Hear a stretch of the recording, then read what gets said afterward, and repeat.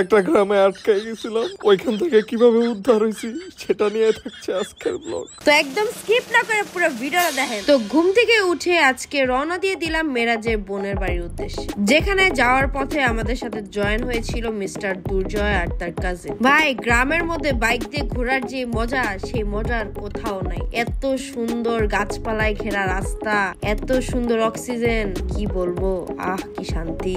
এরপরে এত শান্তি করতে করতে এমন এক ভাঙ্গা রাস্তার মধ্যে আনছে, মনে হইতেছিল আমি এখন পিছ দিয়ে পড়ে যাবো। আর বলতেছিলাম, আল্লাহ কেন যে এখানে আসতে গেলাম, কখন যে কাদার মধ্যে আমার পড়তে হবে আর আমার নতুন জামাটা নষ্ট হবে আল্লাহই জানে। তারপর দুর্জয় তার পিসিমার বাড়িতে আমাদেরকে নিয়ে আসলো, যেখানে আমাদেরকে খেতে দিল নাড়ু, আই লাভ নাড়ু, আর মুড়ির মোয়া আর মুড়ি, যেটা খুব মজা লাগছে।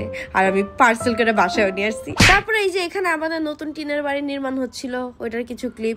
মজা করতেছি। দুর্জয়ের পিসির বাড়ি যেখানে ছিল সেখানে নাম আই গেস মরিচা ছিল না কি জানি ছিল, তাই মরিচের কিছু ক্লিপ নিলাম। তারপরে দেখি আমাদের আলাবোলা বন্ধু দুর্জয় তার ইয়ারবাডসটি ফেলে চলে এসেছে। আমি টুপ করে ব্যাগের মধ্যে ভরে নিলাম। আর যখন আমরা সেখান থেকে বের হয়ে রওনা দিই, ওমা দুর্জয় দেখি তার বার্ডস খুঁজতেছে। এতক্ষণ পরে বলদের মনে পড়ছে ওর যে ইয়ারবাডস নাই।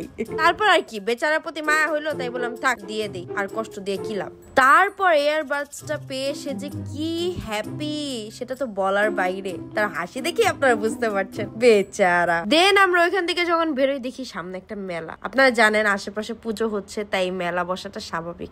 মেলায় কিন্তু অনেক রকমের ভাজা পোড়া খাবার দাবার আর কসমেটিক্স আর জুয়েলারিস ছিল, যা আমি নেই নাই, কারণ আপনাদের কিপটা মেরাজ ভাই আমাকে কিনে দেয় নাই, বেয়াদব ছেলে। তারপর রাস্তা দিয়ে যেতে যেতে এক ইতালি প্রবাসীর বাড়ি দেখলাম।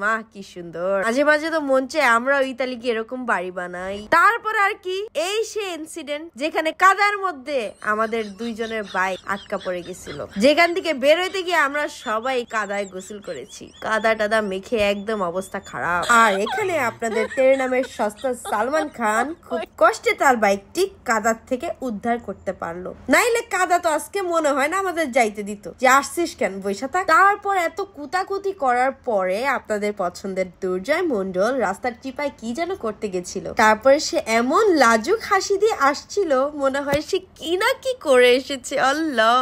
তো যাই হোক, আমরা মেরাজের বোনের বাড়ি পৌঁছাতে হয়ে গেল রাত। আমরা বাসার সামনের রেস্টুরেন্ট থেকে নান গ্রিল এগুলো নেই, এন্ড কিছু মিষ্টি টিষ্টি নেই। দেন ওইখানে দাঁড়াই দেখি আবার বৃষ্টি শুরু হয়ে গেছে।